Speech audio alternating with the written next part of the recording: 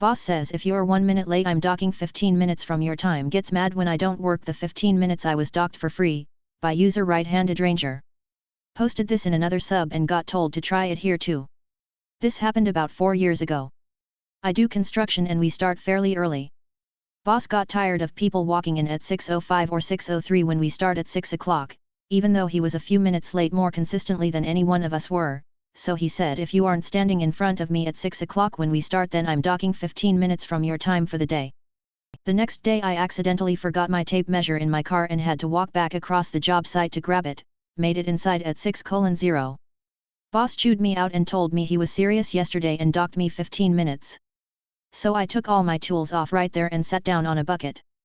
He asked why I wasn't getting to work and I said I'm not getting paid until 6:15 so I'm not doing any work until 6:15. I enjoy what I do but I don't do it for free. He tried to argue with me about it until I said if you're telling me to work without paying me then that's against the law. You really wanna open the company and yourself up to that kind of risk? Maybe I'm the kind to sue, maybe I'm not, but if you keep on telling me to work after you docked my time then we're gonna find out one way or the other. He shut up pretty quickly after that and everyone else saw me do it and him cave, so now they weren't gonna take his crap either.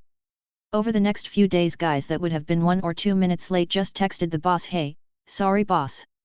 Would have been there at 6:02 and gotten docked, so I'll see you at 6:15 and I'll get to work then sat in their cars until 6:15 and came in when their time started. So between people doing what I did or just staying in their cars instead, he lost a ton of productivity and morale because he decided that losing 15 minutes of productivity per person and feeling like a big man was better than losing literally 1 or 2 minutes of productivity. Even though everyone stands around BSing and getting material together for the day until about 6:10 anyway.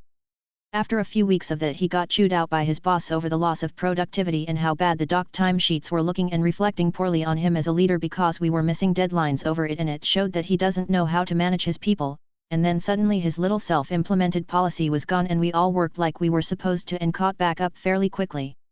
Worker solidarity for the win. Not one person took his crap and worked that time for free after he tried to swing his weight around on them. But obviously I was a target after that and only made it 2 more months before he had stacked up enough BS reasons to get away with firing me when I called in a few days in a row after my mom fell and I took off work to take care of her and monitor her for a while during the day. TLDR boss told me because I was 1 minute late he was taking 15 minutes off of my time, so I didn't work for 15 minutes. People saw me and I accidentally triggered a wave of malicious compliance in my coworkers and the boss got chewed out over it. Don't care about people calling me on your old number. I'll sort it, by userfin008. This was about 10 years ago, also English is my second language and I'm writing this on my phone, TLDR at the end, yada yada. I had just moved to Australia and gotten a new phone, but as it turns out my number was someone else's old number. Every other week I'd get calls by a tradie who wanted to know why I wasn't on site, mate, or what I wanted done with building project ABC. Every time I explained at length that they got the wrong number and quite often folks on the other end were absolute rude or thought I was taking the piss and insist I answered their questions or show up on site. Now, I was over it, so I googled my own number and did some digging and eventually found out the guy who had my number before, then his new number and then I called him. I politely explained my dilemma, pointed out that there were 2 websites still having his old, my now new, number and if he could please change this and let his contacts know about his new number and to delete the old one as it was getting quite tedious for me. By that time I had used my number for work, visa applications, and landlords and friends and changing it would have been a huge pain. I explained all of that. Well, of course he was just as pleasant as most of his contacts and told me something along the lines of I don't give a fuck, mate, that's not my fucking problem. Get fucked, sort your own shot out, mate. Well, the universe provides and so I got a great opportunity to do just that only a few weeks later. I received a call in the early hours of one morning by another disgruntled guy telling me he was early and demanding to know where I wanted the sand put down and how to get in. I asked what sand and was told he had a full truckload of sand as ordered and no one was on site and it was all fenced off. Very briefly did I think about launching into my explanation but I was tired and over it and then realized the opportunity provided. I snapped back at him with no uncertainty, mate, it's all good. Dump it all right in the driveway, front of the fence, we'll sort it out when we get there. The guy said, you sure mate? It's a lot of sand. Me, absolutely sure mate, thanks a lot. Him, alright then boss and hangs up. Well, I go back to bed, snoozing for another hour with a big smile until my phone rings again and I see it's old mate with his new number who I had saved when I called him a few weeks ago.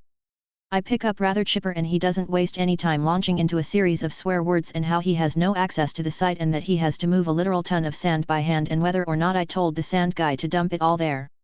I replied, "You told me to sort this out myself, this is me sorting this out. You can remove the numbers and let your contacts know or not. Totally up to you. Mate." He was fuming, called me a few more choice words, promising to find me and a lot more before we ended the conversation. However, the numbers disappeared from the internet really quickly after that and I never got another call again.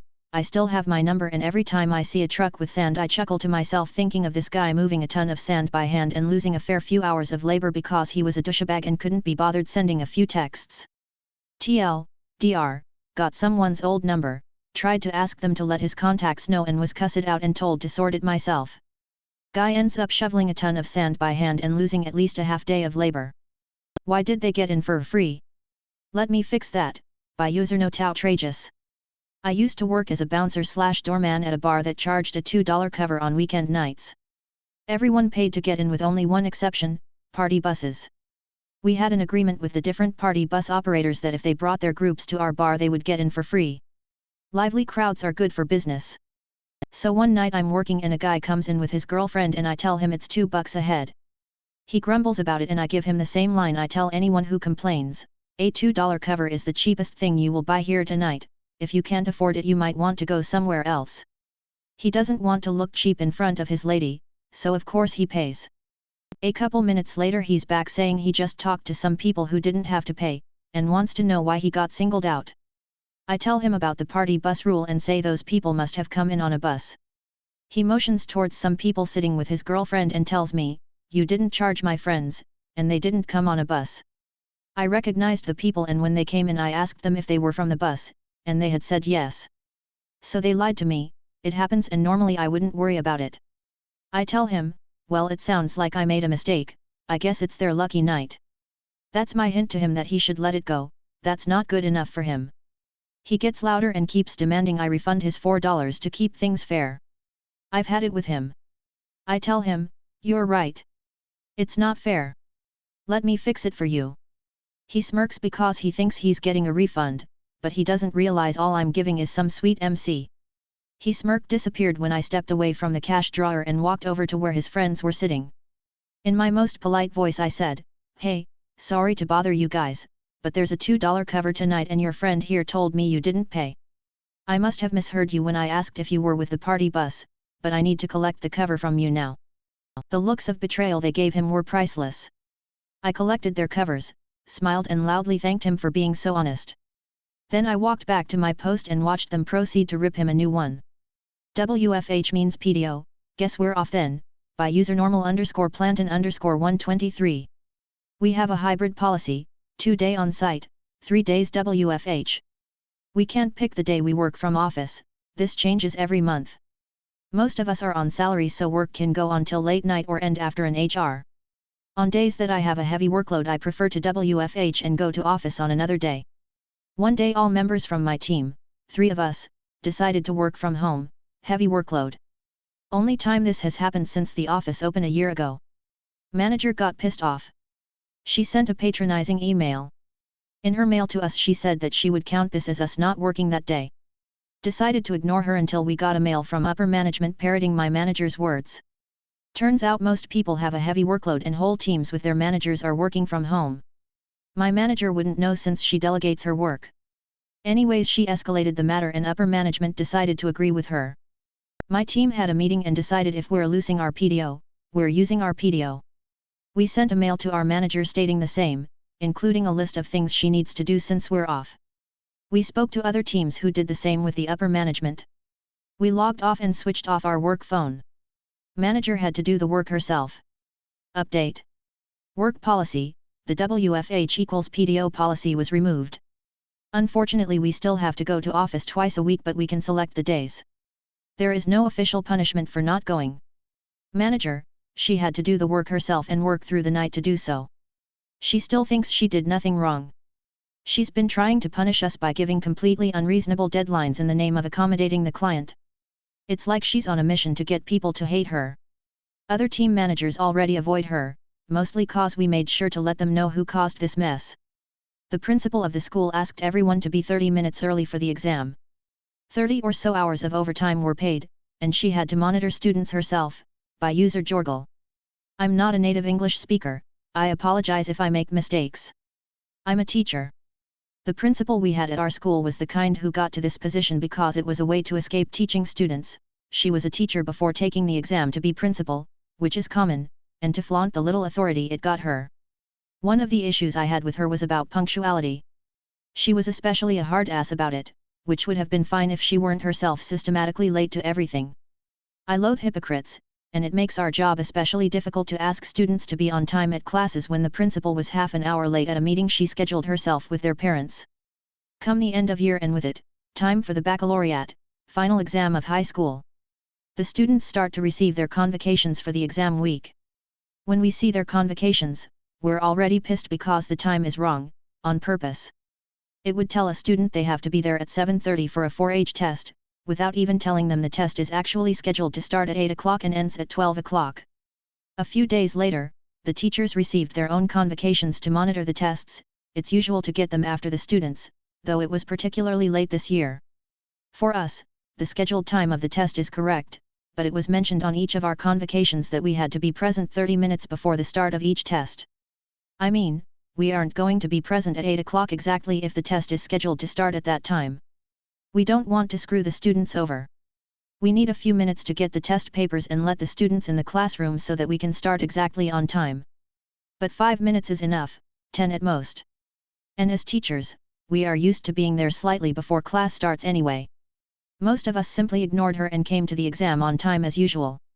But a dozen of us decided to comply and we sent her emails tallying up the total number of hours we'd be working that week, adding that half hour before each test.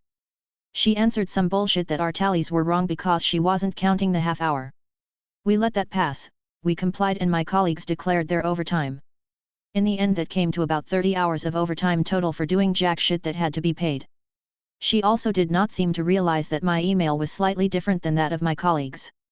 Me, that's a bit different, because I work part-time. As such, I'm not allowed to do overtime. The reason for that is because both part-time and overtime are paid more than regular hours, so it has to be either or. Comes Friday. I sent a new email, reminding her about the upcoming issue. No answers.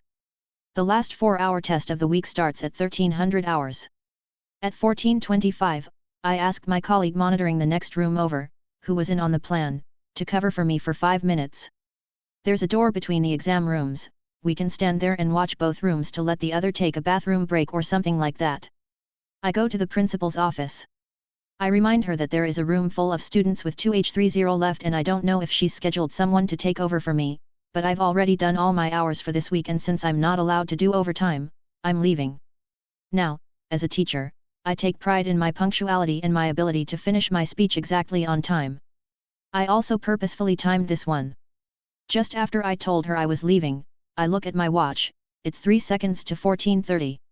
I look at her face while she gathers her thoughts. In 3 seconds, she went from confusion, to realization, to anger and just as she's about to answer, it's time, so I turn around and walk away.